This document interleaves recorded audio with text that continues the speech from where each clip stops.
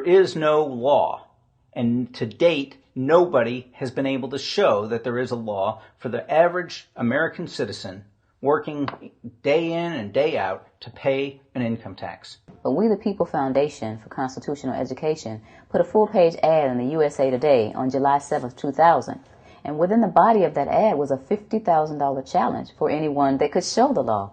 And to me, $50,000 is a lot of money. So I went after that and did the research based on the fact that I thought, let's put this baby to bed. I'm hearing all these rumors. I'm going to kill two birds with one stone. I'll answer these people's questions that are asking me, and then I'll win this $50,000. And, based on the research that I did throughout the year 2000 and that I'm still doing, I have not found that law. I've asked Congress. We've asked a lot of people in the IRS commissioners, helpers. They can't answer, because if they answer, the American people are going to know that this whole thing is a fraud. There is no law that requires the average American worker in the private sector to pay a direct, unapportioned tax on their labor and compensation for services. There is no law. I really expected that, of course, there's a law that you can point to in the law book, the code, that requires you to file a tax return. Of course there is. Maybe I don't know what it is right then as he was speaking to me, but sure. So naively, I agreed to go off and research it and get back to him. 3.5 months later, I was at that point where I couldn't find the statute that clearly made a person liable, at least not me and most people I know, and I had no choice in my mind except to resign. I had to leave the IRS because I presented evidence that I had accumulated indicating that the agency was violating the law and violating people's rights. And I asked the agency for a response to my sincere concerns.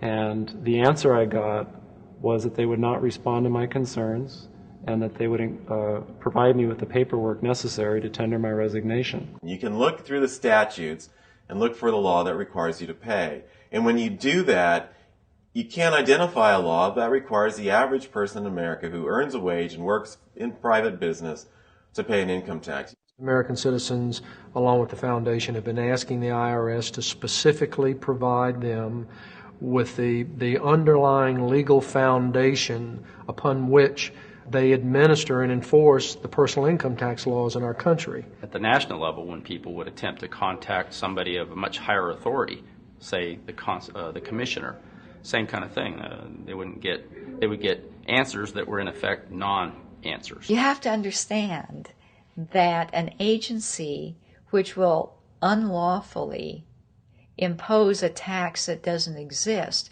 is not going to care.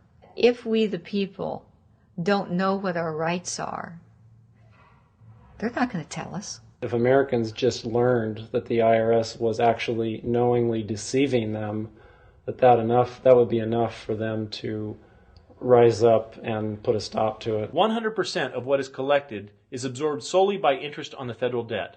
All individual income tax revenues are gone before 1 nickel is spent on the services taxpayers expect from government. People have been told, that you need this income tax system to fund government, which is absolutely ridiculous. My question is, well, if that's true, how did we fund government from 1776 to 1913? The main purpose of the income tax is not to raise revenue, but to redistribute wealth and to control society. A lot of people might say, well, gee, if there wasn't an income tax, what would happen to education? They don't understand that education is paid for the most part, out of state and local taxes, your property tax. People might say, well, how are we going to build and maintain our highways if there's no money coming into the government? We need our highways. There is a tax on every gallon of gasoline that people buy. Proceeds from the income tax do not pay for highway construction. I believe that in both spirit and substance, our tax system has come to be un-American. Death and taxes may be inevitable, but unjust taxes are not. This small booklet includes the Constitution of the United States, the Bill of Rights, the Declaration of Independence. This is a document that every citizen should read. It's a document which freed an entire nation. This is the Internal Revenue Code, and this document, and the unlawful application of this document by the Internal Revenue Service has enslaved the nation that this document attempted to free.